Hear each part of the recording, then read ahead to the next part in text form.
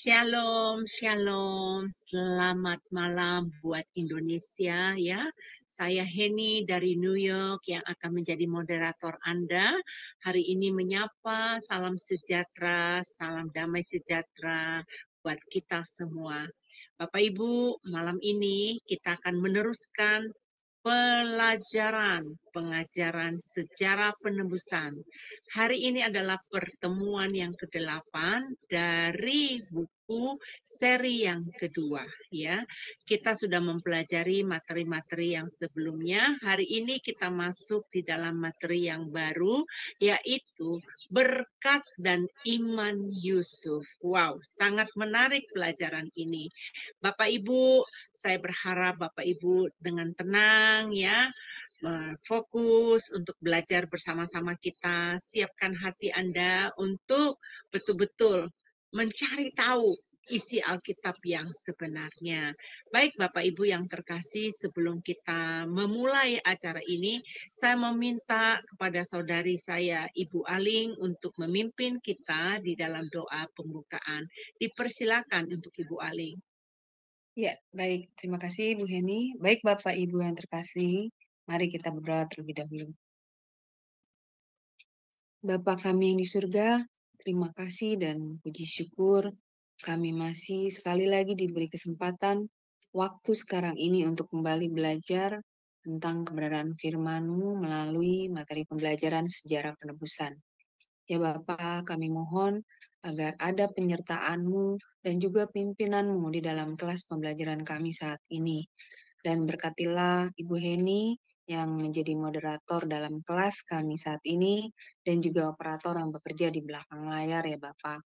Hingga mereka dapat bekerja dengan lancar dan memimpin kelas ini sampai selesai. Dan berkati juga Pak Pendeta Yudi Lengkong yang akan menyampaikan kebenaran firman-Mu.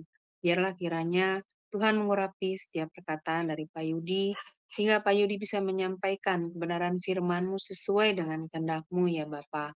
Dan berikanlah kami semua yang ada di dalam ruangan ini maupun yang di live YouTube yang mendengarkan tentang pembelajaran firman ini, kami mampu menerima setiap firman yang ditabur di dalam hati kami dengan baik, dengan benar, dan juga menjadi rema di dalam diri kami. Sehingga kami dapat menjadi pelaku-pelaku firman-Mu, bukan hanya dengan perkataan tetapi juga perbuatan, dan mendewasakan iman kami dari hari semakin hari. Terima kasih ya Tuhan Yesus, kami serahkan waktu kelas kami ini dari awal hingga akhir di dalam tangan-Mu dan penyertaan-Mu. Dalam nama Yesus kami berdoa, haleluya, amin. Amin. Terima kasih untuk Ibu Aling yang telah memimpin kita dalam doa. Baik Bapak Ibu, sebelum kita masuk di dalam pembelajaran kita, ada baiknya kita mengenal siapa dosen kita pada malam hari ini ya. Ada sebagian yang sudah mengenalnya, ada juga yang baru tahu siapakah dia. Baik, saya akan memperlihatkan siapakah dia. Shalom semua, berjumpa kembali dengan tema Adonai. Dan pada kesempatan kali ini kita akan berkenalan dengan pembicara kita, yakni Bapak Pendeta Yudi M. Lengkong. Dan berikut adalah profil singkat dari beliau. Nama lengkap Pendeta Yudi B. M. Lengkong, Eskom, MD, MTH, Demin. Beliau lahir di Manado pada tanggal 21 Oktober tahun 1999. Alma mater, Sarjana Komputer Eskom di Universitas Bina Nusantara, Jakarta pada tahun 2003. Master of Divinity MD di The Presbyterian General Assembly Theological Seminary, Florida, US pada tahun 2010.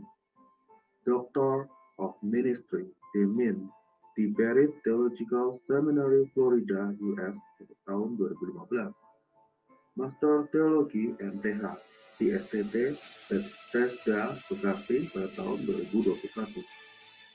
Pelayanan Pendeta di Gereja Presbyterian Bukit Sion Indonesia di Jalan Telaga Warna 1, Nomor 2, Puri Cinere, Depok. pembicara seminar buku seri sejarah penebusan untuk Yayasan Damai Sejahtera Utama Depok, dosen di STT Giasmos Mission Jakarta. Shalom, selamat datang di Zoom Sema Adonai. Kami memperkenalkan acara Zoom kami di mana banyak pengajar juga. Bapak Ibu, saya hanya memberikan info. Hari ini adalah pelajaran yang sangat luar biasa. Karena saya telah mencicipi makanan pengajaran sejarah penebusan yang dahulu kalau saya mendengarkan mengenai berkat Yusuf ini berbeda dengan hamba-hamba Tuhan yang menerangkannya. Jadi hari ini Bapak Ibu akan mendapatkan pengajaran yang baru, ya, makanan rohani yang baru dari sudut pandang yang berbeda. Nah, Bapak Ibu pasti senang sekali dan saya percaya Bapak Ibu akan diberkati. Baik Bapak Ibu yang terkasih, tidak lama-lama lagi kita akan serahkan kepada Pendeta Yudi. Dipersilakan Pak. Terima kasih Ibu Henny. Shalom Bapak Ibu, saudara sekalian. Senang ketemu kembali lagi dari seluruh bagian dunia. Kita berkumpul lewat media online, merupakan suatu berkat dari Tuhan yang besar. Dan malam hari ini, mari kita melanjutkan pelajaran Alkitab kita. Jadi kita mempelajari Alkitab dari sudut pandang sejarah penebusan, dan kita menggunakan alat bantu, yaitu buku sejarah penebusan yang ditulis oleh Pendeta Abraham Park. Secara khususnya, buku yang kedua. Buku yang pertama kita telah membahas bersama-sama mengenai silsilah di Kitab Kejadian, dan bagian yang kedua ini, buku yang kedua ini, kita membahas mengenai pertemuan yang terlupakan, dan hal ini berfokus kepada pertemuan-pertemuan dari antara orang Israel yang adalah keturunan Abraham dengan Tuhan. Ada banyak pertemuan tetapi mereka melupakannya, sehingga mengakibatkan sangat fatal bagi mereka. Tetapi bagi yang tidak melupakan pertemuannya dengan Tuhan, pada akhirnya akan memperoleh berkat Yusuf. Kita hari ini akan mempelajari bersama-sama dengan tema berkat dan iman Yusuf. Kita yang telah mengikuti pelajaran ini, kita juga bisa memahami bahwa perjanjian sulu yang didirikan antara Allah dan Abraham pada akhirnya digenapi. Kita telah mempelajari bagaimana penggenapan tersebut digenapi satu persatu oleh Tuhan melalui umatnya. Dan ada satu bagian yang terakhir kalau kita lihat di dalam penggenapannya, itu mengenai Kejadian 15 ayatnya yang ke-6, yaitu keturunan yang keempat, keturunan Abraham yang keempat akan kembali ke Kanaan. Kalau kita perhatikan, keturunan iman yang pertama itu adalah Abraham, yang menjadi sasaran perjanjian Allah. Kemudian keturunan yang kedua, keturunan iman yang kedua itu adalah Ishak. Keturunan iman yang ketiga itu adalah Yakub. Dan dari antara 12 anak Yakub, kita telah melihat bagaimana pekerjaan penggenapan perjanjian sulu itu digenapi oleh Yusuf. Jadi Yusuf, dia merupakan keturunan yang keempat. Keturunan yang keempat. Kita telah melihat secara singkat mengenai Abraham, ya dia yang sulung, tetapi Ishak ini bukan dia yang sulung. Kalau kita lihat yang sulung itu adalah Ismail. Yakub sama, bukan dia yang sulung, tetapi ada Esau sebenarnya yang sulung. Yusuf, dia bukan yang sulung. Masih ada anak-anak yang lain. Kalau kita lihat ada Ruben, Simeon, kemudian Lewi, Yehuda, dan seterusnya. Yusuf itu, jadi ini yang ke-12 itu Benyamin, yang ke-11 itu adalah Yusuf. Yusuf. Tetapi Alkitab mencatat bahwa Yusuf dia adalah yang sulung. Di dalam Alkitab kita bisa melihat bagaimana Allah bekerja dengan besar. Kehendak Allah itu dipahami dari antara 12 anak Yakub yang memahami kehendak Allah, memahami tentang penyelenggaraan penebusan lewat perjanjian sulh, itu adalah Yusuf. Jadi hari ini kita akan lihat seperti apa imannya, seperti apa berkat yang dia terima. Dan pada akhirnya ketika kita memperhatikan perjanjian sulh mengenai dua hal, yang pertama mengenai keturunan,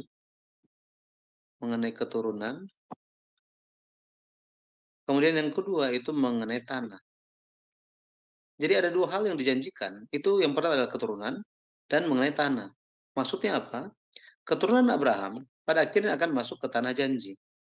Di kemudian hari, hal ini berbicara mengenai anak-anak Abraham di dalam Yesus Kristus akan masuk ke dalam kerajaan surga. Itu sebabnya penggenapan perjanjian sulh memberikan suatu pelajaran yang sangat penting bagi kita, bagaimana untuk jemaat kudus bisa memenuhi syarat sebagai orang yang akan masuk ke dalam tanah perjanjian. Jadi kita akan lihat 3 bagian. Yang pertama kita akan lihat mengenai tambahan-tambahan atau bukti-bukti Yusuf sebagai anak sulung. Kemudian kita akan lihat mengenai berkatnya dan kita akan lihat mengenai iman dari Yusuf. Baik, mari kita lihat mengenai bukti Yusuf itu memiliki hak kesulungan. Dari dalam Alkitab, Pendeta Abraham Park itu menyusun bukti-bukti di dalam Alkitab yang kita bisa temukan yang mendukung pendapat bahwa Yusuf itu adalah anak yang sulung, sehingga dia berhak untuk menerima berkat sulung, gitu ya, berkat sulung. Yang pertama, kalau kita baca di Kejadian 44, ayatnya yang ke-27 sampai 28, di situ Yakub memberikan pengakuan bahwa Rahel itu merupakan istrinya, gitu ya. Jadi secara khusus disebutkan istriku, katanya ya, istriku. Kita lihat bersama-sama. Sebentar saya bukakan. Kejadian 44. Kita akan lihat Kejadian 44 ayatnya yang ke-27 dan 48.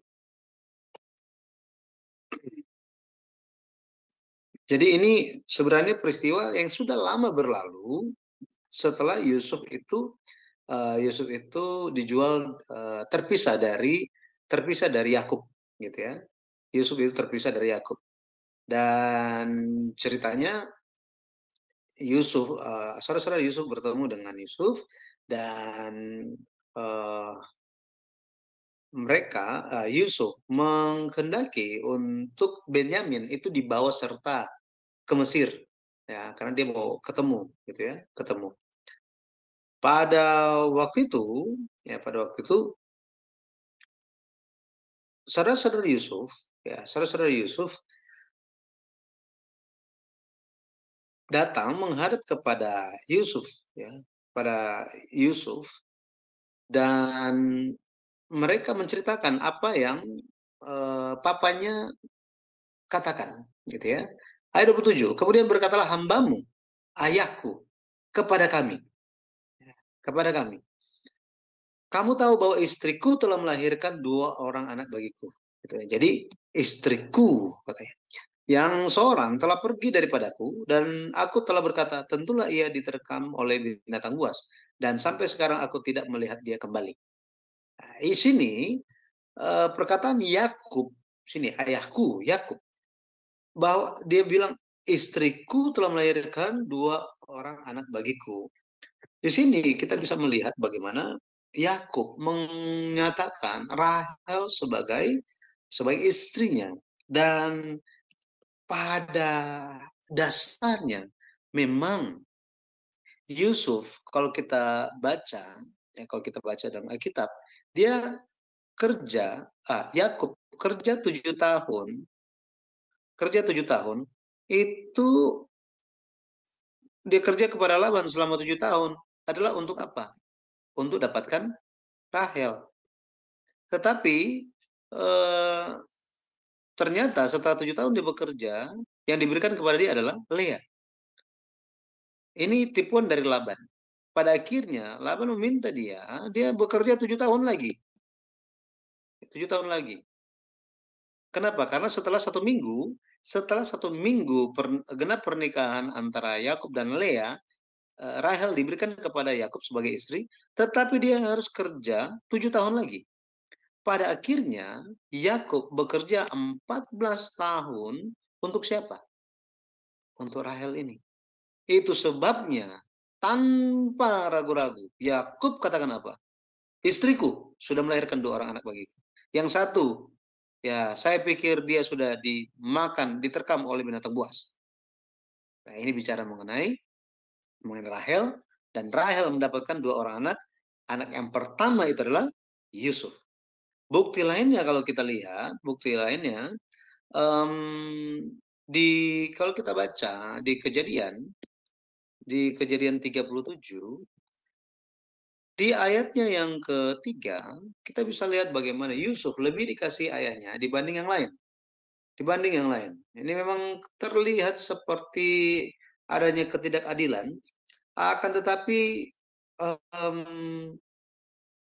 Yakub tidak bisa menutupi fakta bahwa memang Rahel itu merupakan istri yang dia kasihi di antara yang lain. Ayat 3 dikatakan, ya Israel lebih mengasihi Yusuf dari semua anaknya yang lain, sebab Yusuf itulah anaknya yang lahir pada masa tuanya. Dan ia menyuruh membuat jubah yang maha indah bagi dia. Di sini ada kata jubah maha indah. Jubah maha indah merupakan suatu tradisi untuk seseorang itu, orang yang mengenakan jubah maha indah ini,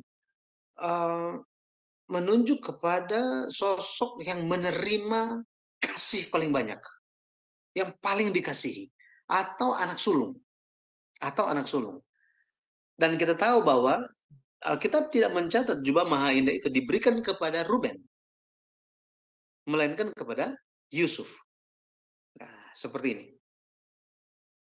Itu bukti yang pertama. Yang kedua, itu mengenai Zavnat Paanea. Zavnat Paanea memiliki makna orang yang memiliki nama ini,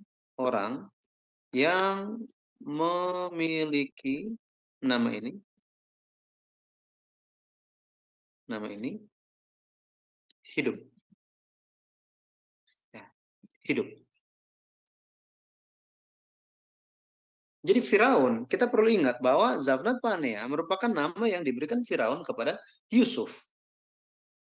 Dan Zavnat Paanea ini diberikan nama yang diberikan oleh Firaun karena Firaun melihat bahwa Yusuf merupakan orang yang diutus Tuhan, orang yang diutus Tuhan untuk menyelamatkan dunia,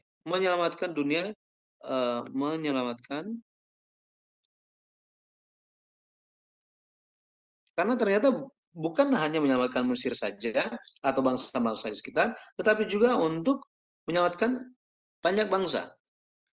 Dan nama ini memiliki makna penunjang kehidupan. Sehingga rabi-rabi di zaman Perjanjian Lama melihat Zabnat Paanea ini memiliki makna sebagai juru selamat. Ya, rabi-rabi melihatnya memiliki makna, gitu ya, memiliki atau mengandung makna juru selamat. Ya, karena arti dari Zabnat Paanea. Dan memang kalau kita lihat ini bisa dilihat dari Kejadian 45. Kejadian 45 ayatnya yang ke-11. Ini untuk Yusuf itu, dia ingin menyelamatkan keluarga dia. Tetapi bukan hanya dia, kalau kita lihat di Kejadian 41 ayatnya yang ke-20, dia menyelamatkan seluruh bangsa, ya, seluruh bangsa dan bahkan banyak bangsa di bumi. Kejadian 41 ayatnya yang ke-54 sampai 57. Bahwa seluruh bumi datang kepada Yusuf karena Yusuf ada roti, katanya. Orang harus datang kepada Yusuf untuk bisa hidup. Maka kita bisa memahami ketika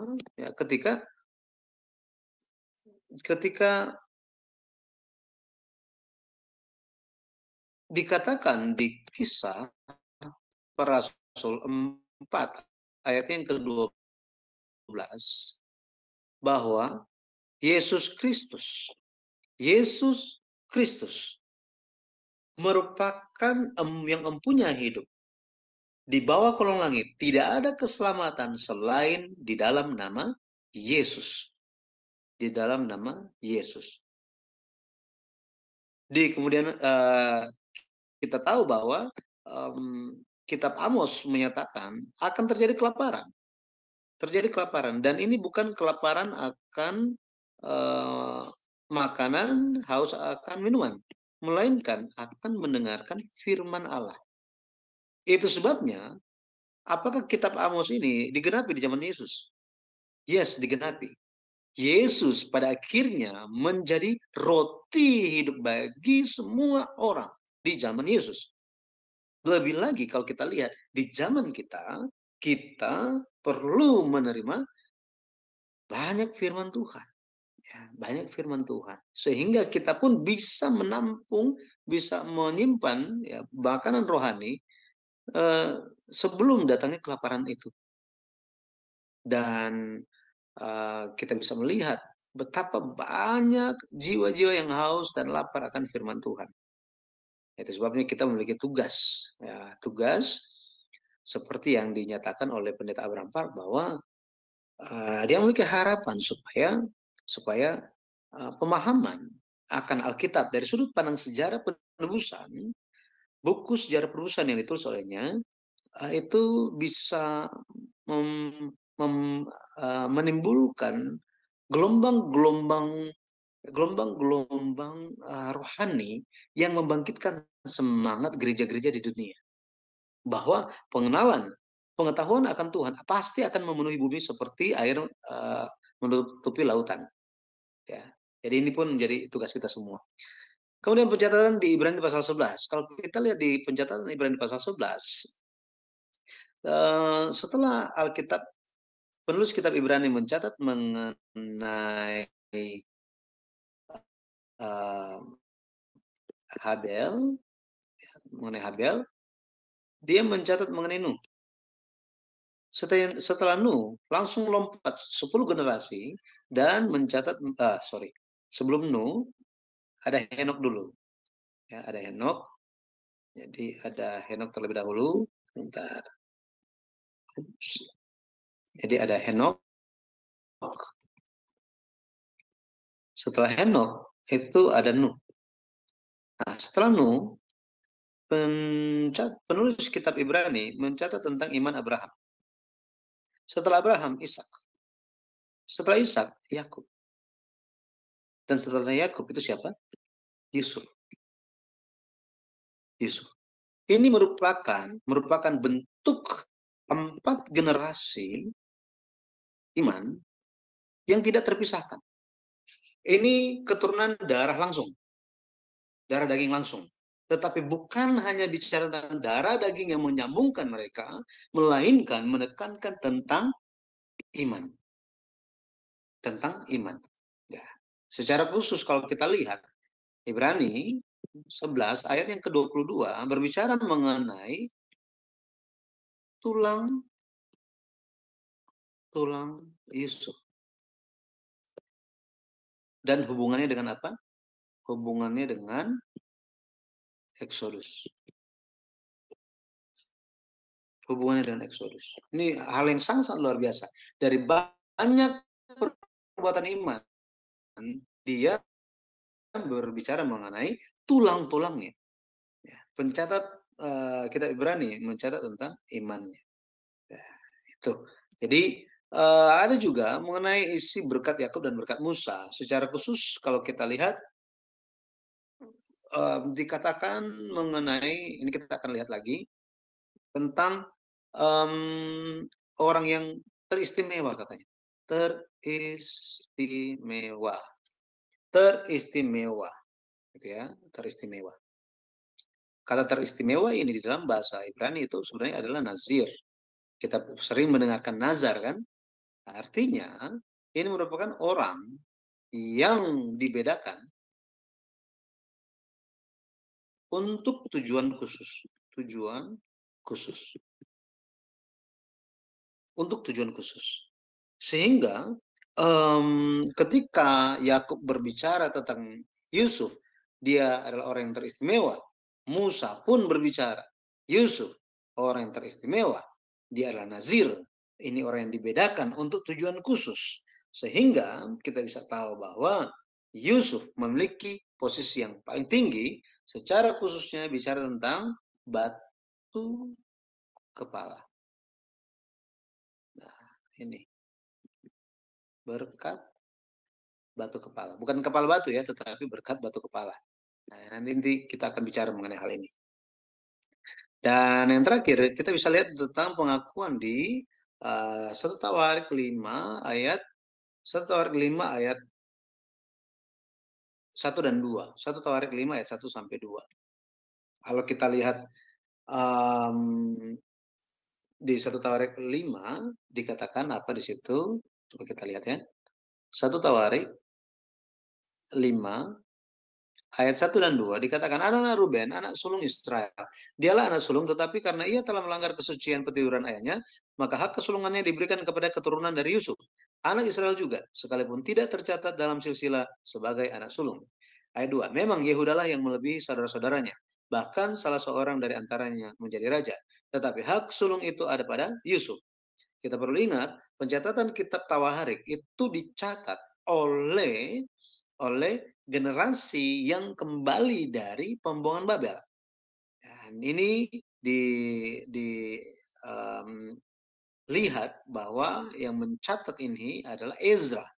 Ezra yang mencatat tentang kitab Tawarik. Ya, Ezra. Ada yang bilang juga Nehemia, gitu ya. Setelah banyak waktu berlalu, mereka berbicara mengenai bangsa Israel itu datang dari mana sih? Makanya dimulai dengan Adam, gitu ya. Kemudian bicara mengenai sejarah raja-raja. Di sini Yehuda yang melebihi saudara-saudaranya, bahkan salah seorang dari antaranya menjadi raja. Di sini bicara tentang Daud. Tetapi hak sulung ada pada Yusuf. Nah, maka kita bisa lihat Yusuf, dia menggenapi perjanjian sulhu, dia diakui sebagai anak sulung, ya, meskipun tidak dicatat sebagai anak sulung dalam silsilah, gitu ya, secara tertulis tidak dicatat. Baik, jadi kita telah melihat tentang bukti Yusuf memiliki hak kesulungan. Yang kedua kita akan lihat mengenai berkat yang diterima oleh Yusuf. Berkat yang diterima oleh Yusuf. Yang pertama itu berkat batu kepala. Mungkin bagian kita baca Kejadian 49 ayat 26. Kejadian, kita lihat Kejadian 49, kita akan lihat ayat yang ke-26. Ayat yang ke-26. Saya bacakan. Berkat ayahmu melebihi berkat gunung-gunung yang sejak dahulu, yakni yang paling sedap dari bukit-bukit yang berabad-abad. Semuanya itu akan terus ke atas kepala Yusuf ke atas batu kepala orang yang teristimewa di antara saudara-saudaranya. Kalau kita lihat di sini, di dalam versi bahasa Inggris, semoga ada di atas kepala Yusuf dan di mahkota kepalanya. Ya, mahkota kepalanya.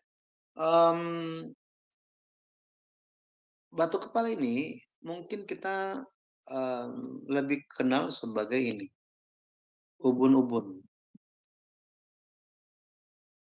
Itu apa? Kalau misalnya ini kepala, itu ada di sini. Ini posisinya, paling atas. Titik tertinggi di kepala. Di kepala. Dan berkat ini diberikan kepada Yusuf. Ini menandakan apa? Ini menandakan apa? Kepala itu adalah anak sulung. Anak sulung. Tetapi batu kepala ini melebihi sulung.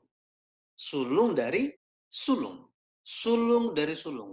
Jika kita baca Ulangan 21 ayat 15 sampai 17, itu adalah berkat anak sulung. Dikatakan anak sulung, entah itu dia lahir dari istri yang tidak dikasihi atau dikasihi, tetap jika dia adalah anak sulung, anak itu akan terima berkat dua bagian. Ya, dua bagian dari milik ayahnya. Dua bagian. Atau berkat dua kali lipat. Nah, makanya banyak orang Kristen suka berkat anak sulung, gitu ya, berkat anak sulung. Nah, kita perlu berjaga-jaga, jangan cuma suka berkatnya, tetapi kita juga harus suka melakukan kewajibannya. Nah, ini ya, bukan cuma ingin berkatnya, tetapi mari lakukan kewajibannya. Nah, sulung dari sulung ini melebihi berkat anak sulung, melebihi berkat anak sulung. Kalau kita lihat di kitab Ibrani 6 ayat 14, kitab Ibrani 6 ayat 14, di situ dikatakan aku akan memberkati engkau berlimpah-limpah dan membuat engkau sangat banyak. Ini dengan kata lain bicara aku akan memberkatimu dan memberkatimu. Dan aku pasti membuat engkau sangat banyak. Jadi ekspresi Ibrani 6 ayat 14 menunjuk kepada berkat batu kepala, ya, batu kepala. Lebih lagi kalau kita lihat, ya, kalau kita lihat di Kejadian, kitab Kejadian 49 ayat yang ke-20 26 tadi saya sudah sampaikan. Kemudian di Ulangan 33 ayatnya yang ke-16 itu keduanya memunculkan kata orang yang teristimewa, orang yang teristimewa, orang yang teristimewa. Kata teristimewa ini tadi saya katakan nazir. Nazir, orang yang dikuduskan, orang yang dibedakan untuk tujuan khusus. Ya, orang yang didedikasikan, orang yang dipersembahkan untuk Allah. Itu sebabnya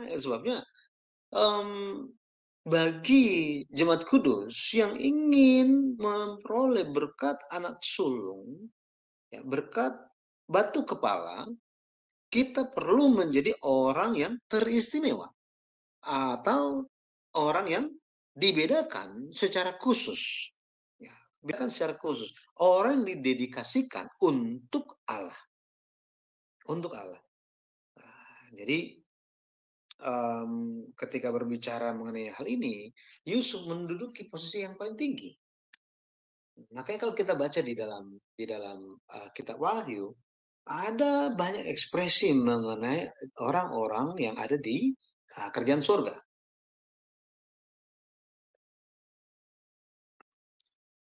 Salah satunya kalau kita lihat di Wahyu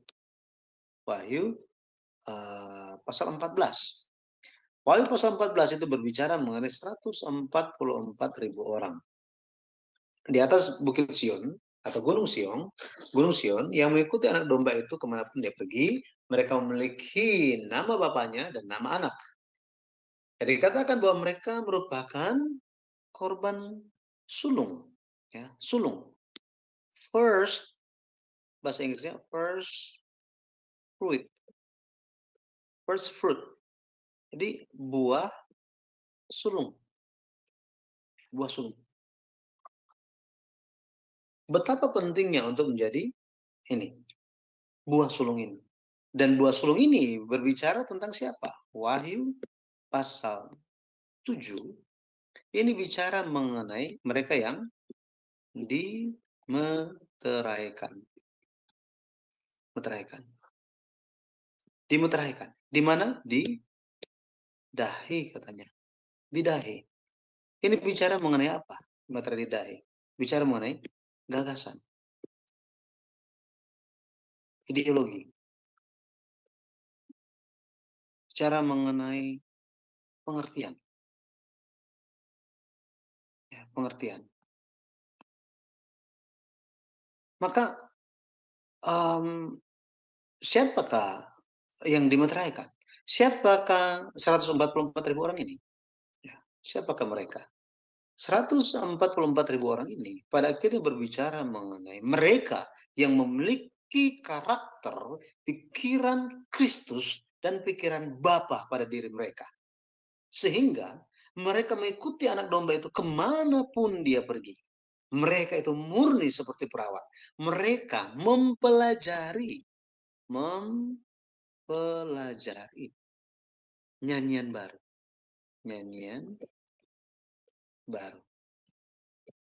Nyanyian baru ini tidak bisa dinyanyikan oleh siapapun kecuali oleh 144.000 orang ini.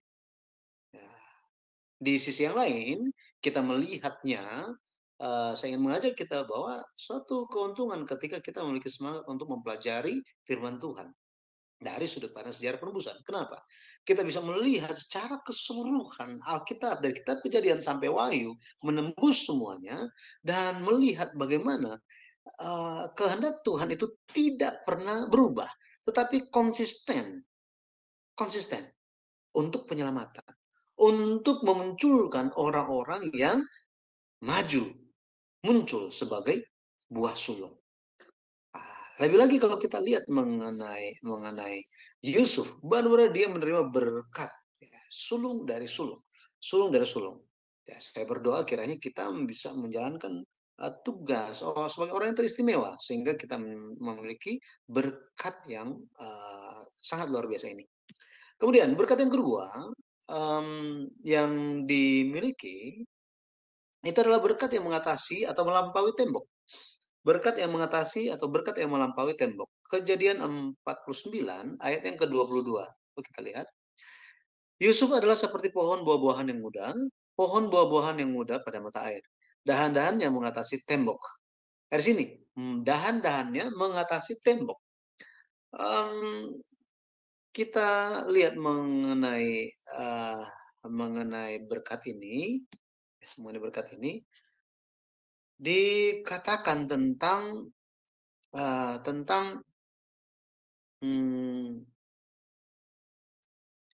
pohon buah-buahan muda, ya. Pohon buah-buahan yang muda pada mata air. Jadi kita bisa melihat bahwa karena pohon ini ditanam pada atau di atas mata air, makanya dia bisa berbuah dengan limpahnya. Menghasilkan buah. Kalau kita lihat buah-buahan ini berbuah, gitu ya, parah, ini menunjuk kepada menghasilkan banyak buah. Menghasilkan banyak buah. Dan ini merupakan suatu tugas sebenarnya kalau kita lihat. Kita ingat mengenai Galatia 5 ayatnya yang ke-22 sampai 23 tentang buah-buah roh. Buah-buah roh kudus yang kita perlu hasilkan, ya. Ada 9 yang kita perlu hasilkan, gitu ya. Jadi ketika kita berakar pada mata air, ditanam di atas mata air itu, kita akan menghasilkan buah-buah ini. Apapun yang dilakukan, Berhasil. Mazmur 1 ayat yang ketiga. Jadi ketika kita bicara mengenai berkat Tuhan, jangan hanya lihat berkat secara jasmani saja. Nah, ini jangan sampai terjebak kepada berkat jasmani saja. Bukannya tidak perlu, tetapi jangan terjebak di sini. Lebih daripada itu kita perlu berkat rohani. Dan buah-buah roh ini, 9 buah roh ini merupakan berkat rohani bagi kita. Dan ini membawa sukacita dan damai sejahtera. Damai sejahtera. Nah, makanya kita perlu mengusahakannya, ya. Jadi Allah bekerja melakukan segala sesuatu pada akhirnya untuk membawa kebaikan. Ya. Jadi buah-buahan ini berkat. Jadi menghasilkan banyak sekali buah, banyak buah. Pada akhirnya kita pun bisa menjadi di dalam Kristus kita menjadi buah pertama, gitu ya. Buah pertama yang sulung. Kemudian ini berkat apa? Ini berkat yang melampaui tembok. Melampaui tembok. Jadi kalau misalnya kita ada pohon mangga atau rambutan, itu udah lewat pagar. Pada akhirnya kalau sudah lewat pagar, ini bisa membawa berkat atau memberikan keuntungan bagi orang yang lain. Memberikan keuntungan bagi orang lain. Ini suatu hal yang luar biasa. Ya, hal yang luar biasa. Bahwa kita, bukan hanya kita saja, tetapi kita berbagi berkat. Kita masih ingat mengenai Yusuf. Di kejadian 39 ayat yang kelima dikatakan, Tuhan memberkati rumah orang itu gara-gara Yusuf. Jadi Potifar, rumah Potifar diberkati. Karena siapa? Karena Yusuf. Karena Yusuf ada di situ. Ini. Karena Yusuf ada di situ. Itu sebabnya kita yang ingin menerima berkat yang melampaui tembok, kita pun benar-benar harus memiliki iman seperti yang Yusuf miliki. Pada akhirnya kemanapun kita pergi, tempat-tempat tersebut akan menerima berkat dari Tuhan. Dan ini menjadi suatu berkat yang luar biasa bagi Yusuf, bagi Potifar. Bukan hanya rumah Potifar saja, tadi kita sudah bahas bersama-sama di Kejadian 41 ayatnya yang ke-56 sampai 57, karena Yusuf maka semua orang itu bisa hidup. Bisa hidup gara-gara apa? Gara-gara Yusuf, satu orang ini. Jadi luar biasa. Kiranya kita di dalam tempat pelayanan kita banyak berkat Tuhan dilimpahkan karena kita ada di situ, ya, karena Tuhan melihat iman kita. Maka jadi pertanyaan, iman seperti apa yang Yusuf miliki? Ini merupakan kesimpulannya. Jadi iman seperti apa yang Yusuf miliki? Yang pertama, Yusuf memiliki iman yang mengalahkan kesengsaraan. Mengalahkan kesengsaraan. Kesengsaraan seperti apa sih yang diekspresikan oleh Alkitab? Kesengsaraan yang Yusuf alami. Kejadian 49 ayat 22 sampai 24. Tadi kita sudah baca ayat 22. Di situ dikatakan dahan-dahannya naik mengatasi tembok. Naik mengatasi tembok. Ayat 23 katakan apa? Walaupun pemanah-pemanah telah mengusiknya, memanahnya dan menyerbunya, namun panahnya tetap kokoh dan lengan tangannya tinggal lihat. Oleh pertolongan yang maha kuat, pelindung Yakub, oleh sebab gembalanya gunung batu Israel. Di sini kalau kita lihat, Yusuf dia bukannya menerima berkat itu dengan situasi yang damai, dia bisa menjadi berkat bagi banyak orang, bukannya di situasi yang nyaman, bukan seperti itu. Tetapi pemanah-pemanah sudah mengusik dia, memanah dan menyerbu katanya. Ini kalau kita lihat merupakan suatu kiasan dari penderitaan-penderitaan yang Yusuf alami. Coba bayangkan, dia dijual oleh saudara sendiri. Mau dibunuh, dijual. Udah kerja bagus-bagus, gitu ya. Dituduh, difitnah, dipenjarakan, dilupakan. Kalau kita lihat di Mazmur, di kitab Mazmur, Mazmur 105, ayatnya yang ke-17 sampai 19, dikatakan bahwa Yusuf pergi ke Mesir, leher dan tangannya, lehernya itu masuk belenggu katanya. Masuk belenggu. Dia mengalami penderitaan yang luar biasa. Yang luar biasa. Tetapi kita perlu sadar bahwa apa? Kesengsaraan ini diberikan kepada orang, ya, Tuhan berikan kepada orang orang yang hendak dipakai Allah untuk pekerjaan.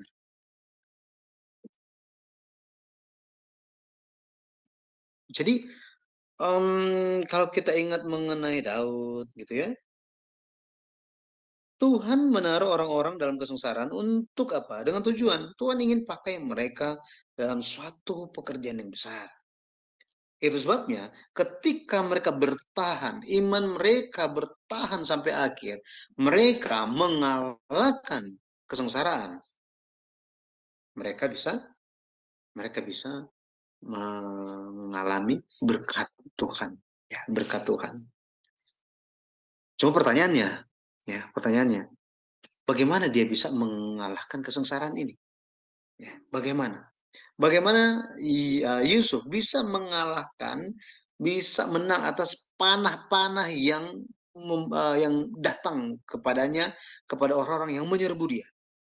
Kalau kita baca ayatnya yang ke-24, dikatakan panahnya tetap kokoh dan lengannya tinggal lihat. Jadi dia tetap berdiri teguh. Dia tidak goyah. Gara-gara apa? Pertolongan yang maha kuat, pelindung Yakub, oleh sebab gembalanya gunung batu Israel. Nah, di sini dia bisa bertahan, dia bisa mengalahkan karena apa? Karena pertolongan Tuhan, pertolongan Tuhan. Tetapi ingat, pertolongan Tuhan tidak semorta-morta datang ketika kita berseru. Bisa ada waktu penantian jawaban dari doa kita. Tetapi di saat yang seperti itu, Yusuf, dia tetap bersandar kepada pertolongan Tuhan. Tetap bersandar. Ya. Jadi kesusahan apapun yang kita sedang hadapi, kita sedang pergumulkan saat ini, mari kita ingat bahwa Allah merupakan sandaran hidup kita, dan dia pasti akan, ketika kita berserah, maka gunung batu itu yang maha kuat itu akan melepaskan kita semua. Amin. Dan yang kedua, iman yang seperti apa ya? Yang Yusuf miliki, itu adalah iman pada mata air. Jadi dia dikatakan di ayat 22, Kejadian 49 ayat 22, Yusuf adalah seperti pohon buah-buahan yang muda, pada mata air. Pada mata air. Di sini istilah pada mata air di sini menunjuk kepada Tuhan.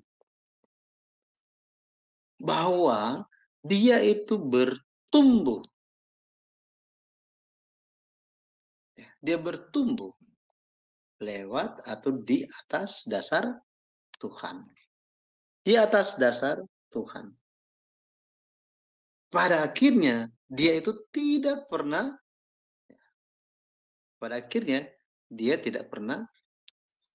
layu. Tidak pernah layu. Satu hal yang luar biasa kalau kita lihat. Ya, hijau terus. Jadi pada mata air.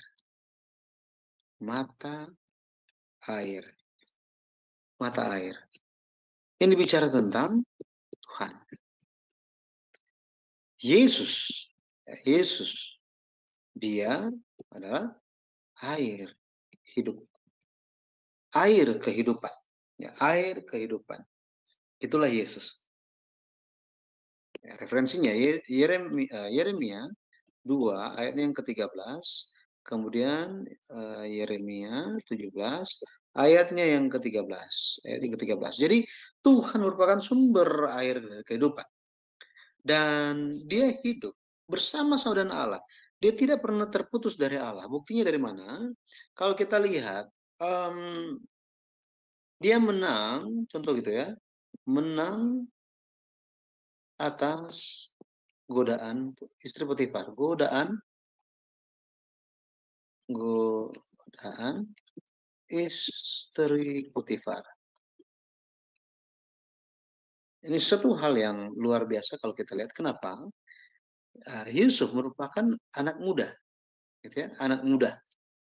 Dan di usia yang sangat muda itu, dia bisa menang atas godaan dari istri Potifar. Menurut suatu legenda, sebenarnya bukan legenda, catatan dari tetangga kita, kitab tetangga kita, bahwa Potifar itu, istri Potifar itu sangat seksi, dan dia itu menggoda Yusuf itu bukan cuma 1 hari, 1 kali, 2 kali, bukan.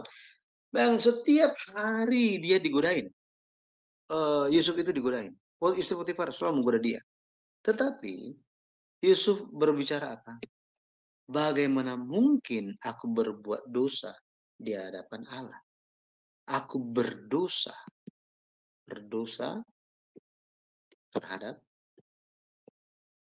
Allah. Yang kita perlu ingat di sini bahwa Abraham, Ishak, Yakub, semua tokoh ini bertemu langsung dengan Allah. Tetapi Yusuf tidak pernah alami itu. Tidak pernah alami. Dia tidak pernah ada pengalaman langsung bertemu. Tuhan berfirman langsung kepada dia. Tidak pernah. Yusuf hanya lewat apa? Mendengar, merenungkan, memperhatikan,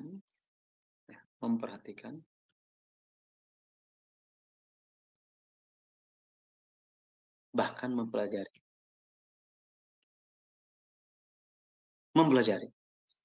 Ini yang Yusuf lakukan. Kita apakah mengalami seperti yang Abraham, Ishak, Yakub, atau yang seperti Yusuf? Kebanyakan dari kita ini kan seperti Yusuf kan, mendengar, merenungkan, memperhatikan, mempelajari tentang apa? Tentang Tuhan lewat firman-Nya. Itu sebabnya kalau kita lihat Yusuf bisa menang. Dia berakar kepada Tuhan. Hal yang lain kalau kita lihat, dia selalu memuliakan Tuhan, selalu memuliakan Allah atau Tuhan, ya, memuliakan Allah. Kalau kita lihat di kitab Kejadian pasal 41 ayat 5, Yusuf dia mengartikan semua mimpi Firaun, tetapi dia tidak lakukan itu sendiri. Yusuf katakan apa? Allah yang bisa, Allah yang sanggup, Allah yang melakukan semuanya. Aku bisa lakukan itu bukan saya, tetapi Allah, katanya. Allah. Jadi kita bisa lihat bagaimana Yusuf dia menjalankan kehidupan yang berdoa. Dia percaya bahwa Allah itu adalah Allah yang dekat. Setiap kali dia berseru kepada Allah. Jadi kita bisa lihat bahwa pada akhirnya kesimpulannya Yesus Kristus.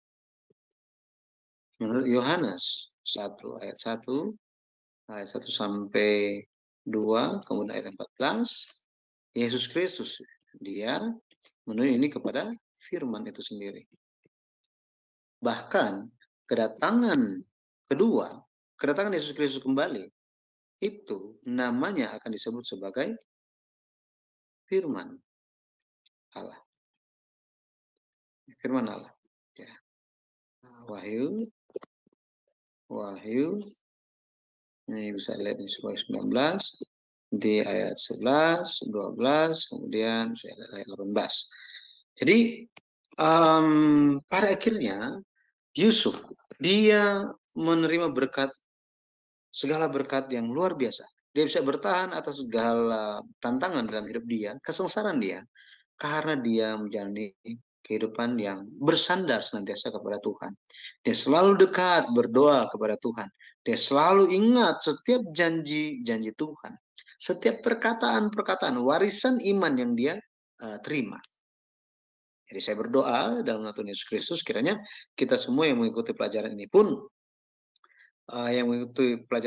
menyadari bahwa, semakin menyadari bahwa hanya lihat firman Tuhan saja, maka mata kita akan dibukakan. Hati kita dicerahkan. Lebih lagi, pencerahan Roh Kudus akan dialami, yang akan kita alami. Sehingga lewat pencerahan Roh Kudus itu kita bisa menemukan hal-hal yang tersembunyi dalam Alkitab, dan semuanya disingkapkan bagi kita sebagai orang-orang yang teristimewa, orang-orang yang didedikasikan untuk suatu tujuan khusus demi kemuliaan nama Tuhan, demi penggenapan pekerjaan Tuhan di hari akhir. Jadi saya berdoa sekali lagi, kiranya warisan iman tidak terputus, melainkan terus berlanjut lewat kita yang mengikuti pelajaran ini, dimanapun kita berada, kita teruskan kepada banyak jiwa. Dan nama Yesus dimuliakan. Haleluya. Amin. Terima kasih. Saya kembalikan kepada Ibu Heni. Silahkan Ibu. Ya, makasih banyak Pendeta Yudi. Pelajaran hari ini sungguh mendalam ya, sangat memberkati kita semua. Saya percaya Bapak Ibu bisa belajar ya. Nanti memang banyak sekali ayat-ayat yang disampaikan. Nanti Bapak Ibu bisa mengulangi kembali video ini, mencatat kembali ayat-ayatnya ya. Memang ini materi sekolah di kuliah ya, jadi memang berat sedikit pelajarannya. Tapi kalau Bapak Ibu akan belajar sungguh-sungguh, pasti akan mendapatkan berkat-berkat. Nah, sebelum kita masuk di ruang tanya jawab, saya minta Bapak Ibu yang terkasih, memang Zoom Sema Adonai ini tempat belajar firman Tuhan. Bagi Bapak Ibu yang di luar sana, tolong bagikan share ini kepada keluarga Anda, karena untuk belajar firman itu sangat penting buat kita semua ya. Dan Bapak Ibu, apabila Anda ada pertanyaan, dipersilakan, karena Bapak dosen kita masih ada waktu buat Anda yang ingin bertanya ya, dipersilakan teman-teman sekalian ya.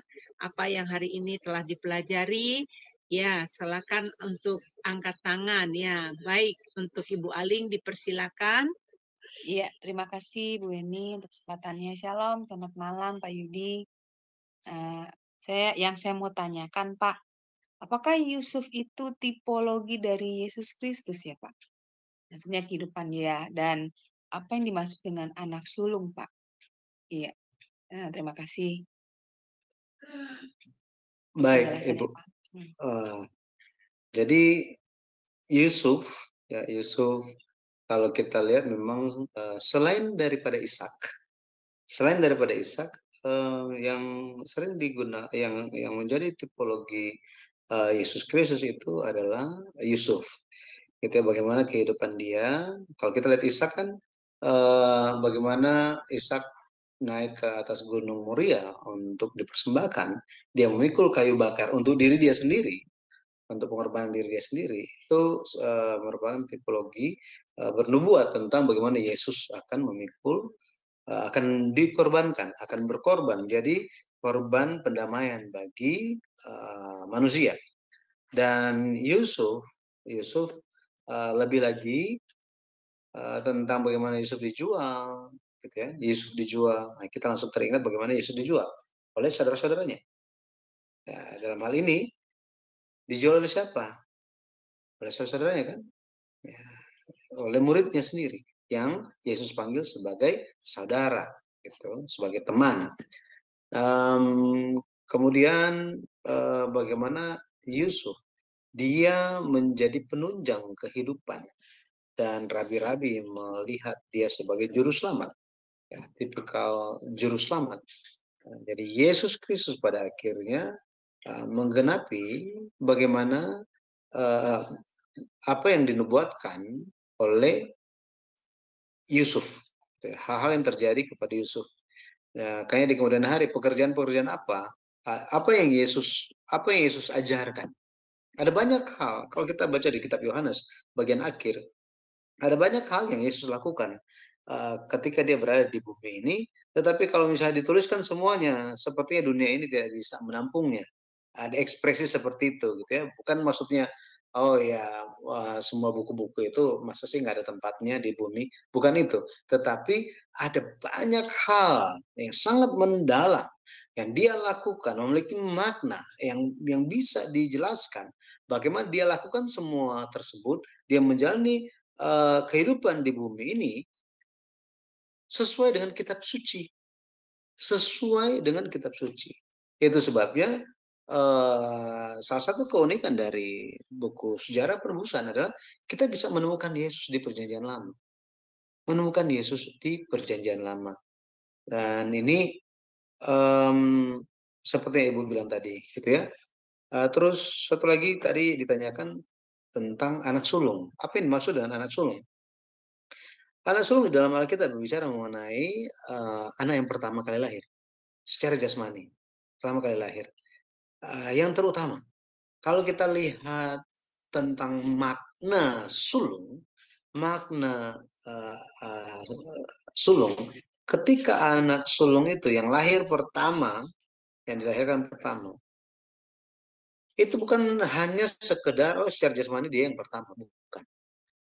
Kalau kita baca di Kejadian 49, itu ada beberapa ekspresi, setidaknya ada 5 ekspresi. Permulaan kegagahanku, gitu ya. Jadi yang pertama-tama, jadi sangat mulia, suatu posisi yang sangat-sangat mulia. Itulah anak sulung, ya, anak sulung. Makanya bagi mereka yang memahami pentingnya anak sulung secara rohani akan mengejar hak kesulungan itu. Tetapi orang-orang yang hanya melihat secara jasmani dan tidak melihat apa pentingnya, maka hanya akan mengejar secara jasmani dan tidak akan sadar tentang berkat rohaninya, ya. Makanya kita mempelajari bahwa berkat rohani itu lebih besar daripada jasmani. Ya, memang ketika menerima berkat rohani, pasti jasmani pun akan menyusul, gitu ya. Seperti itu janji Tuhan kepada kita. Tapi anak sulung yang dibicarakan di dalam Alkitab adalah tentang suatu kebanggaan dari orang tua, dalam hal ini ayah, ya, bapak. Kenapa? Karena anak sulung merupakan sosok yang akan melanjutkan perjanjian. Itu sangat-sangat penting. Makanya anak sulung memiliki peran penting dalam Alkitab. Ya, peran penting dalam Alkitab. Sampai-sampai Alkitab mengekspresikan, ini kalau kita hanya lihat secara luar, seperti itu cocok logi. Ini mungkin yang pernah dengar gitu ya, cocok logi gitu ya. Tapi ini bukan tentang cocok logi, gitu ya, berbeda.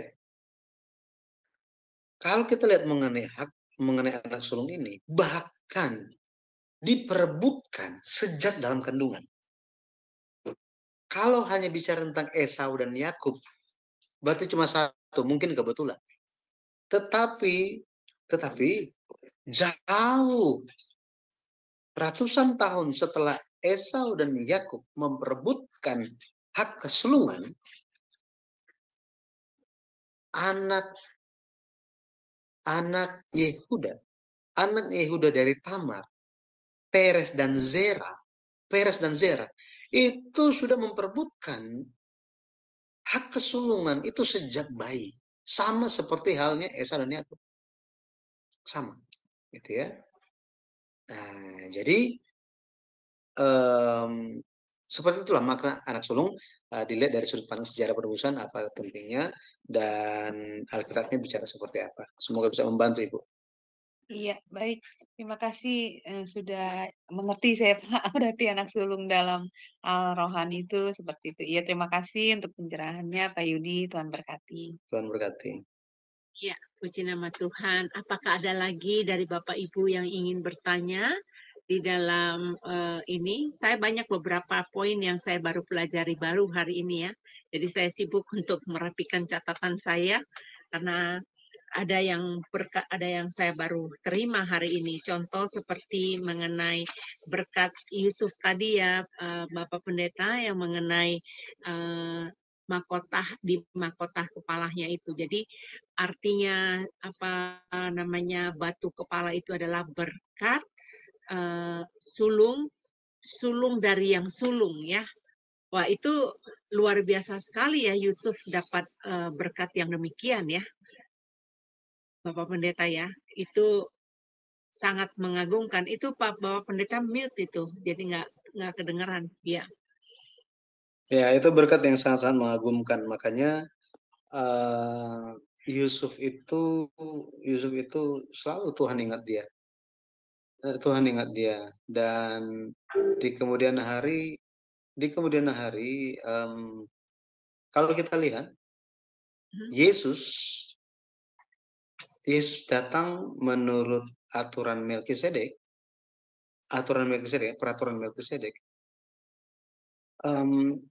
itu pun menjelaskan bagaimana Yusuf, ya, bagaimana posisi Yusuf sebagai anak sulung. Jadi ketika berbicara tentang Melkisedek, maka kita tidak bisa menghindari untuk membahas dua sosok. Yesus di Perjanjian Baru dan Yusuf di Perjanjian Lama. Mungkin ini nanti lain kesempatan kita bisa bahas mengenai hal ini. Mengenai Melkisedek ini kan sosok yang sangat misterius dalam Alkitab. Hanya dicatat di 3 tempat. Di kitab Kejadian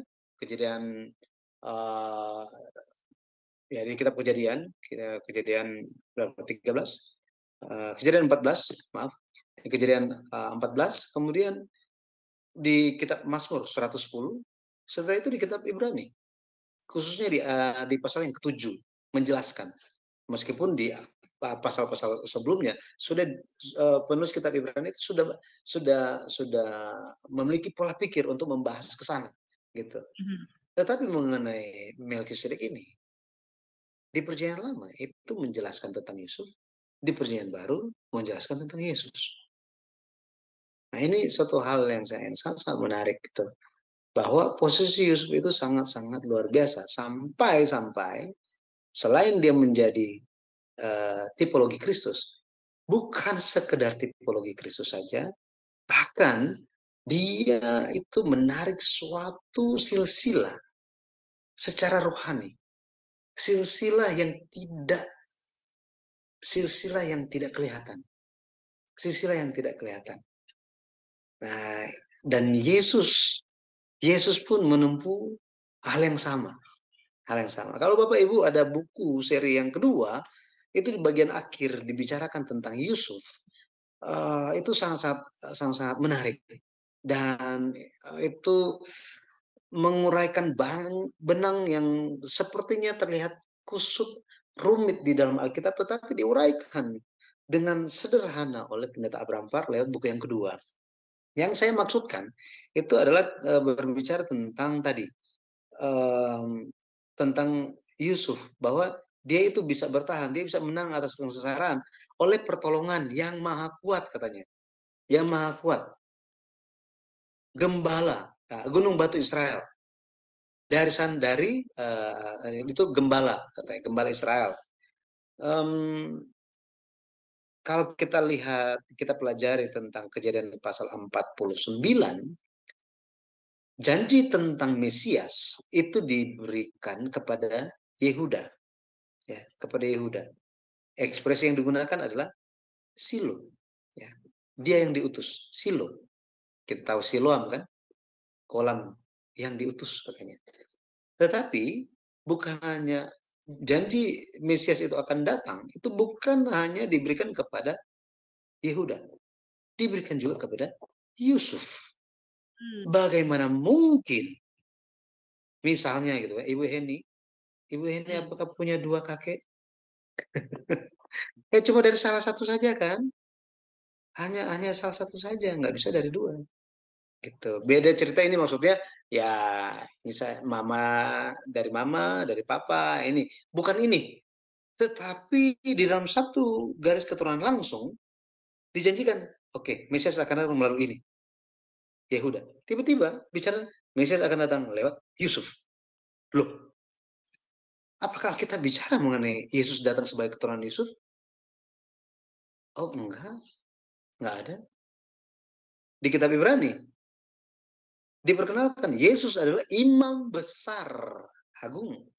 Loh, mengenai datangnya raja, tidak dikatakan bahwa raja itu, Mesias itu akan datang dari silsilah, tidak dikatakan bahwa raja itu akan datang dari imam itu akan datang dari suku Yehuda.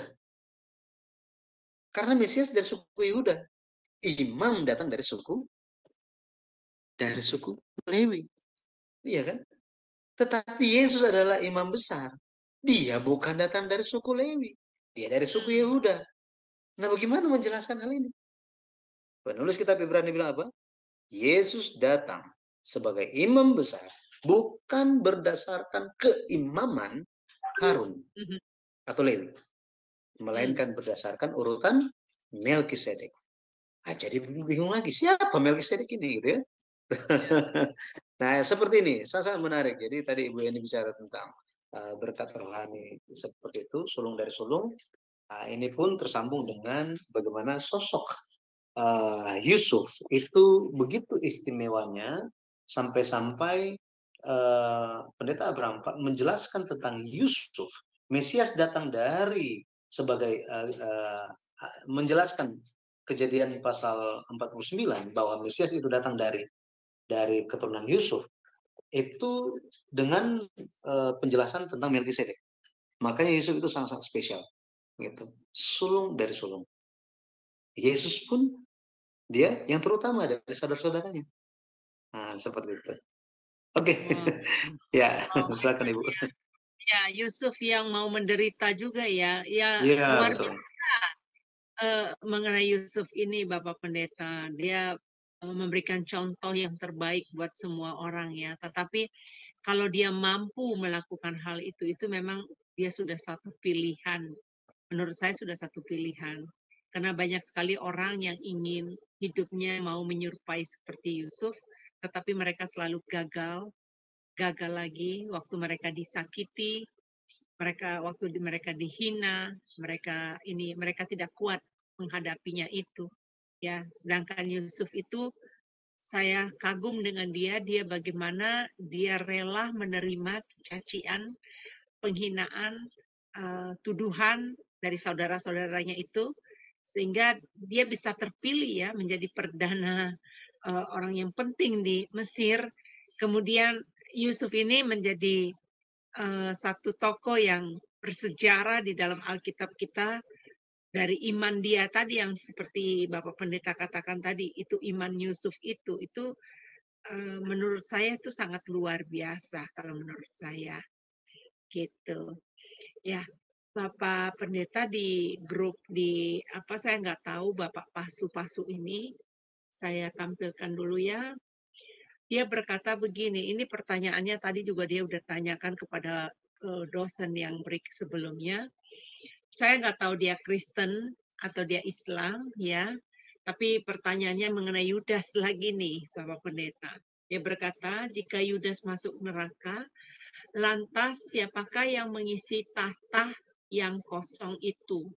Karena Tuhan menyediakan untuk ke-12 muridnya. Nah, saya pertanyaan yang sebelumnya dia menanyakan apakah Yudas Iskariot itu masuk neraka.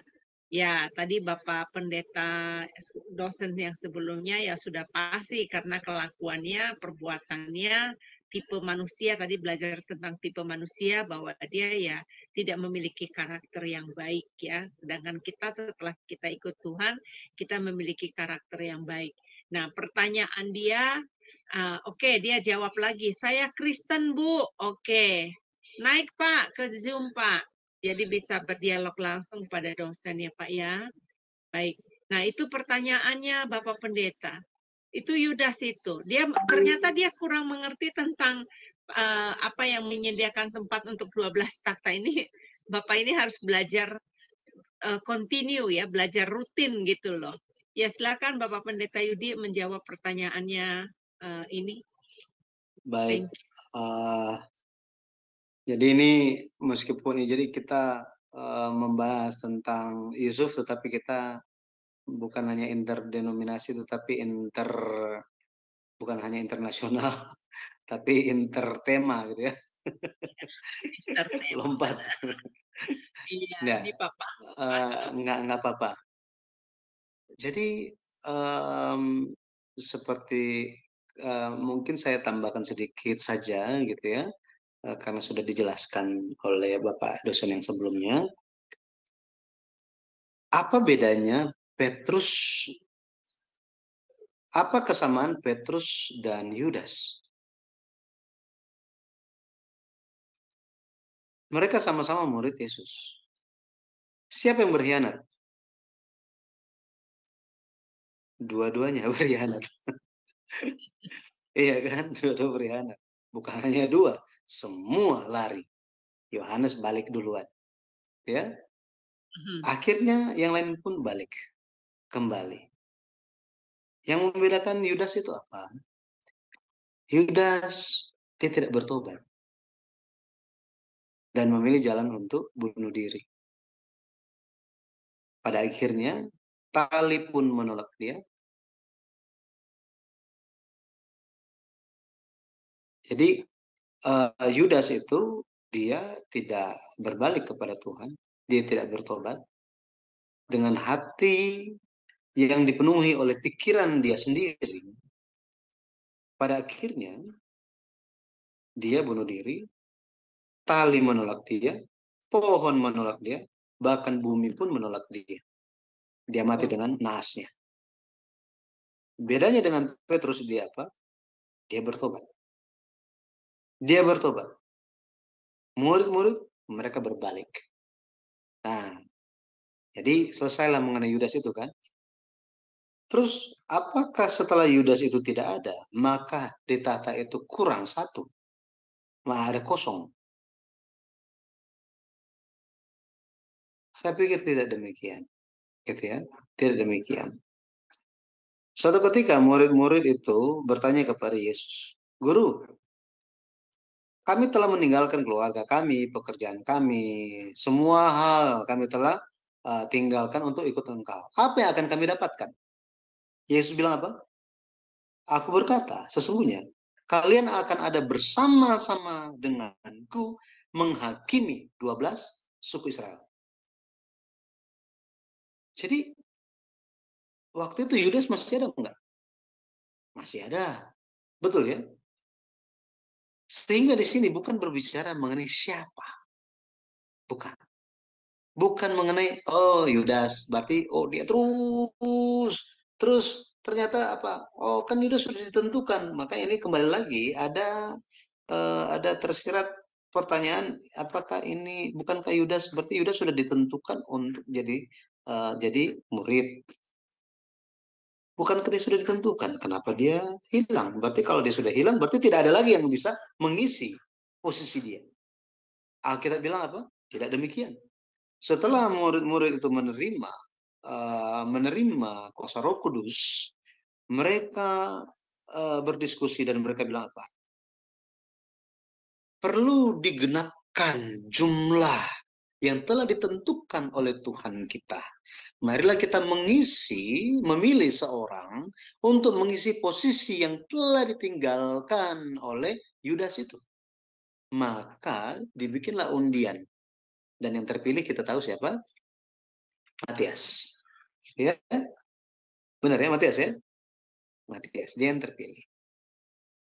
Jadi, bukan masalah kosong dan kosong suatu posisi itu. Tidak. Kalau kita lihat, Allah bekerja mempersiapkan jalan untuk Yesus. Ya. Allah siapkan jalan untuk Yesus Kristus. Caranya bagaimana? Dengan mengutus Elia. Itu merupakan nubuat terakhir dari perjanjian lama lewat Nabi Maleaki. Sesungguhnya sebelum hari besar dan dahsyat itu datang, aku akan mengutus Elia untuk berjalan mendahului, mempersiapkan jalan katanya, membuat hati anak kepada bapa dan bapa kepada anak. Pada akhirnya kita tahu bahwa bukannya Elia yang reinkarnasi, bukan. Tetapi tampillah Yohanes Pembaptis dalam roh dan kuasa Elia. Ingat, dalam roh dan kuasa Elia. Bukan Elianya, bukan rohnya Elia, bukan. Bukan roh yang, jadi kalau misalnya saya nggak ada lagi, misalnya roh ini pindah ke Ibu Eni misalnya. Nggak seperti itu. Oh, nanti ada seorang anak yang lahir, terus nanti roh saya pindah ke sana gitu. Lahir lagi. Jadi saya yang baru gitu. Bukan. Alkitab tidak mendukung hal ini. Itu bukan firman Tuhan. Gitu ya. Ini doktrin Alkitab. Tetapi kalau kita lihat bahwa ketika Yohanes Pembaptis itu, dia datang di dalam roh dan kuasa Elia, dia mempersiapkan jalan untuk Tuhan, apa yang terjadi? Ketika Yesus Kristus melakukan pekerjaan pelayanan, dia masuk penjara, si Yohanes Pembaptis ini. Setelah Yohanes Pembaptis masuk penjara, apa yang terjadi? Ya kan, apa yang terjadi? Yesus mundur pekerjaannya. Pekerjaan Yesus itu mundur. Gara-gara siapa? Yohanes Pembaptis masuk penjara. Terlebih lagi Yohanes mati dipenggal. Gitu kan? Setelah Yohanes Pembaptis ini tidak bisa melakukan tugas mempersiapkan jalan, apa yang Yesus lakukan? Dia pilih 12 murid. Ini kronologinya. Jadi setelah Yohanes Pembaptis itu mati, apa yang terjadi? Setelah Yohanes Pembaptis itu masuk penjara, Yesus pilih 12 murid. 12 orang untuk menyertai dia dan memberitakan Injil. Nanti bisa baca di Markus pasal 1 sampai 3. Gitu. Nah, di sini kita bisa lihat bahwa Tuhan bisa ganti satu orang yang gagal, posisi satu orang dengan banyak orang yang lain. Kita di dalam iman, kita percaya bahwa kita telah diselamatkan. Haleluya, amin. Kita melakukan pelayanan. Haleluya, amin. Tetapi jika kita tersandung, jangan pikir Tuhan tidak akan ada yang ngantri untuk posisi kita. Tuhan bisa isi dengan banyak orang. Istilah orang Indonesia itu mati satu tumbuh 1000 gitu. Ketika saya itu dipindahkan ke Malang, saya sebagai worship leader, sebagai konduktor, saya sebagai pembina pemuda gitu ya. Tetapi setelah saya sebagai yang mengajar firman juga gitu ya, belajar firman Tuhan. Setelah saya nggak ada, banyak worship leader yang muncul. Konduktornya pun bermunculan gitu kan. Terus pengajar-pengajar itu pun mulai bermunculan. Ibu ini salah satunya mulai ikut pelajarannya gitu ya. Kelas apa itu? Saya lupa ya. pelatihan kelas pengajar sejarah penebusan. Gitu ya. Jadi yang kita perlu pahami bahwa meskipun Yudas gagal di tidak, kitab Wahyu bicara mengenai 12 murid, itu bukan lagi bicara mengenai Yudas, bukan. Tetapi itu menjadi suatu perlambang siapa yang memiliki iman sebagai fondasi, dan siapa yang memiliki iman sebagai pintu gerbang. Mana yang lebih menerima kemuliaan yang lebih tinggi? Itu adalah fondasi. Dan siapa fondasi itu? 12 murid. Apakah masih bicara mengenai Yudas? Enggak. Tuhan tidak sebutkan lagi. Tidak sebutkan lagi siapa nama-nama murid-muridnya. Kitab Wahyu cuma sebutkan tentang nama suku-sukunya saja kan. Tetapi ini memiliki makna apa? Kita semua menjadi murid Yesus Kristus. Kita memiliki bagian. Nah, ketika kita tanya, Tuhan, saya sudah tinggalkan banyak hal untuk Tuhan, untuk pekerjaan Tuhan. Apa yang akan saya terima? Firman Yesus tetap berlaku sama. Kalian yang ikut pelajaran Alkitab di Jumat malam ini jam 9, sampai ngantuk-ngantuk gitu ya, kalian akan duduk bersama-sama dan menghakimi 12 suku Israel. Amin. Posisi mana yang lebih enak? Dihakimi atau menghakimi? Ketika dikatakan menghakimi berarti apa? Kita tidak dihakimi. Nah, untuk pergi ke posisi itu, posisi murid Yesus, kita bisa lihat betapa pengorbanan mereka begitu besarnya, sampai-sampai nggak muncul ada di bagian fondasi. Jadi semoga bisa memperluas wawasan Bapak yang bertanya gitu ya. Ya, namanya Pak Pasu-Pasu. Pak Pasu-Pasu, terima kasih Pak sudah sharing tentang pertanyaannya. Saya mau tampilkan ayat Pak Pendeta. Ada sesuatu ayat yang dia bertanya di dalam kitab Injil Lukas 23 ayat 34 yang berbunyi, Yesus berkata, "Ya Bapa, ampunilah mereka sebab mereka tidak tahu apa yang mereka perbuat," dan mereka membuang undi membagi pakaiannya. Saya tidak mengerti pertanyaan ini, mungkin dia pikir ya Yesus harus mengampuni orang-orang yang melakukan kesalahan supaya genap angka 12 murid yang tadi itu yang Bapak Pendeta jelaskan. Tapi sebelumnya Bapak Pendeta, untuk sebelum menjawab Pak Pasu-Pasu yang berikutnya, saya memberikan informasi kepada Bapak Ibu yang ada di Zoom. Kalau seandainya ada pertanyaan lain, silakan. Izinkan saya menayangkan sesuatu dulu. Ini baik sekali untuk Pak Pasu-Pasu. Salam kenal dari saya Pak Pasu-Pasu ya. Ini ada link dari GPBSI Jakarta. Ini adalah link dari gereja kami. Bapak Pasu-Pasu akan banyak belajar firman Tuhan di sana. Kalau boleh mengikuti pelajarannya ya, di sini bagus sekali di gereja GPBSI Jakarta. Sekarang Bapak Pendeta Yudi bukan di Jakarta lagi, tetapi dia sudah dipindahkan ke Malang. Dia punya tugas untuk mengembalakan jemaat di Malang. Puji nama Tuhan, 100 lebih jemaat ya. Wow, itu luar biasa. Kalau jemaat biasanya yang cuma 10 orang aja digembalakan, wah ini udah 100 orang, wah luar biasa. Kemudian ini link sejarah penebusan. Bapak Ibu juga bisa menemukan pelajaran-pelajaran di sini ya, Bapak Ibu. Kemudian ini GPBSI Bandung. Nah, Bapak Ibu pasti sangat diberkati melalui channel ini.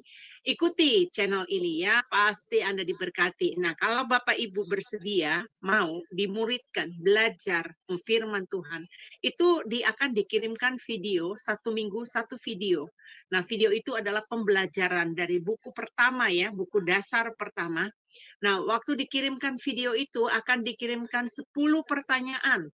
Nah, pertanyaannya semuanya ada jawabannya di dalam video. Nah, Bapak Ibu tinggal menjawab pertanyaannya, dikirim, dan setelah diterima akan dikoreksi, dapat nilai berapa, dan akan dikembalikan kepada Anda, dan akan mendapatkan jawaban yang tepat. Jadi kalau Anda salah menjawabnya tidak apa-apa, yang namanya belajar ya.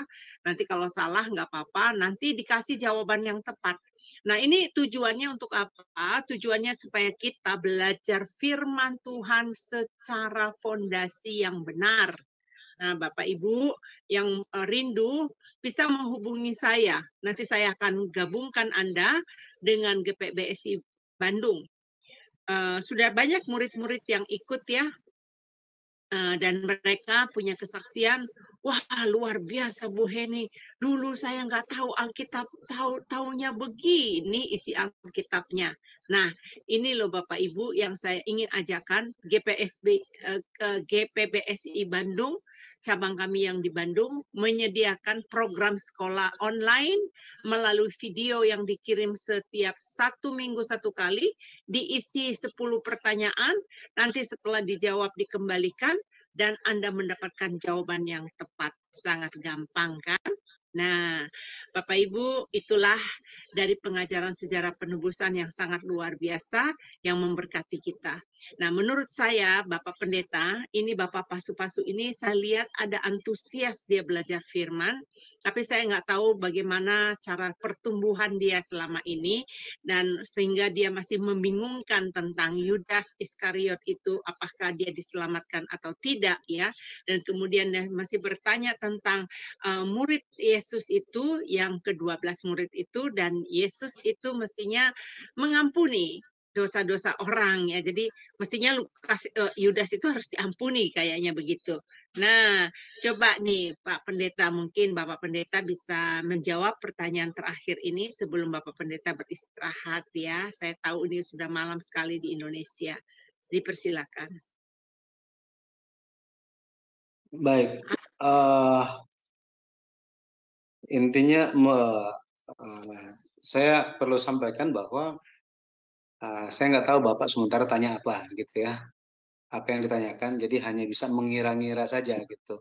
Apa yang ditanyakan. Bukan seperti yang Ibu Heni yang tadi sampaikan gitu ya. Ya Bapak, ampunilah mereka sebab mereka tidak tahu apa yang mereka perbuat. Apakah Yudas tidak tahu apa yang dia lakukan?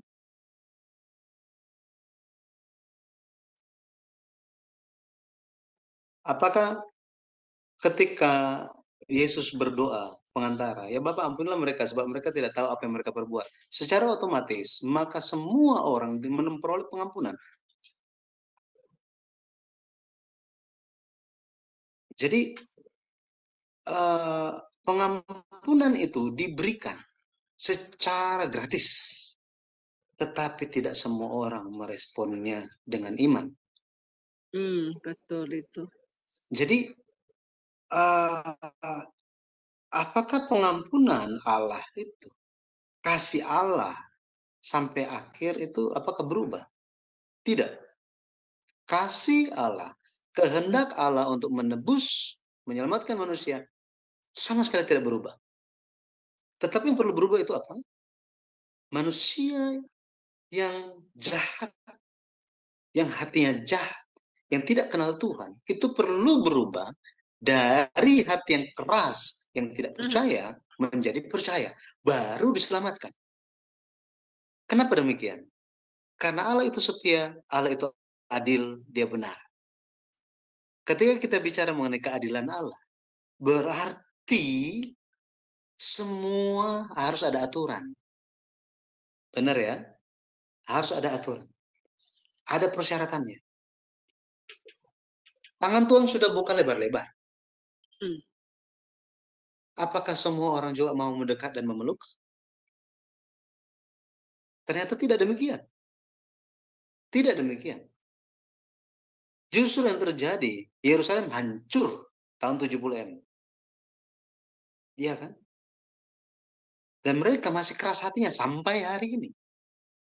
Apakah tangan Tuhan sudah tertutup? Oh enggak, tangan Tuhan tetap terbuka. Tetapi ada orang yang hatinya berubah dan mengikuti Yesus, percaya kepada Yesus, dan ada yang tidak. Apakah Yudas berbalik? Yesus mendoakan siapa? Yudas juga. Petrus juga sama. Semua orang dia doakan. Tetapi apakah mereka berubah? Doa Yesus tidak pernah berubah. Tetapi apakah mereka berubah? Setelah contoh saya berikan, setelah Yesus bicara tadi, ya ayat tadi yang sudah disampaikan, ya Bapak ampunilah mereka sebab mereka tidak tahu apa yang mereka perbuat. Setelah mendengar hal ini, kan ada dua penjahat yang disalibkan bersama-sama dengan Yesus, sebelah kiri dan sebelah kanan. Misalnya, yang di sebelah kanan misalnya, dia berubah. Bukan misalnya ya, salah satu dari antara dua penjahat yang disalibkan di atas kayu salib, dia sangat terkagum lewat satu perkataan firman yang Yesus sampaikan, yaitu, ya Bapa ampunilah mereka sebab mereka tidak tahu apa yang mereka perbuat. Di situ hatinya tersentuh, dia berubah, dia membela Yesus. Dia bilang apa? Kita memang orang jahat, tetapi orang ini adalah orang yang benar. Kemudian apa yang dia sampaikan? Yang salah satu penjahat ini, Yesus, ingatlah aku ketika engkau datang sebagai raja. Terjemahan lainnya, ketika engkau masuk dalam kerjaan. Jadi dia menjadi percaya. Apakah dia percaya dari awal? No. Dia juga menghujat Yesus ketika mereka disalib. Bayangkan, ibu pernah bapak-bapak pernah kepotong jarinya? Apakah ketika jari terpotong, kita masih bisa mengutuk orang, menjelek-jelekkan orang? Sambil berdarah, aduh kurang ajar itu ibu itu ya, aduh dia dasar gini. Nggak ada kan? Lupa semuanya.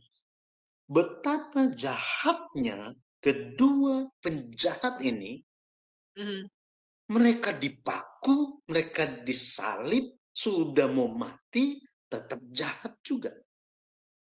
Tetapi ketika dari antara dua orang ini, ketika dua-duanya mendengar perkataan Yesus, ya Bapak ampunilah mereka, sebab mereka tidak tahu apa yang mereka perbuat. Salah satunya berubah dan menerima keselamatan. Menerima keselamatan. Jadi setelah itu apa? Ya mati, betul kan? Ya mati. Orang-orang di zaman itu, penjahat-penjahat di zaman itu, apakah kesempatan bagi mereka untuk diselamatkan itu diberikan? Yes, diberikan. Tetapi apakah mereka memeluk apa? Embrace the salvation itself? Gitu. Apakah mereka merenggut, mereka memegang keselamatan yang hadiah keselamatan itu? Kalau kita baca kitab Roma, Rasul Paulus bilang apa? Sesungguhnya Injil itu sudah diberikan kepada kamu gara-gara kamu itu spesial.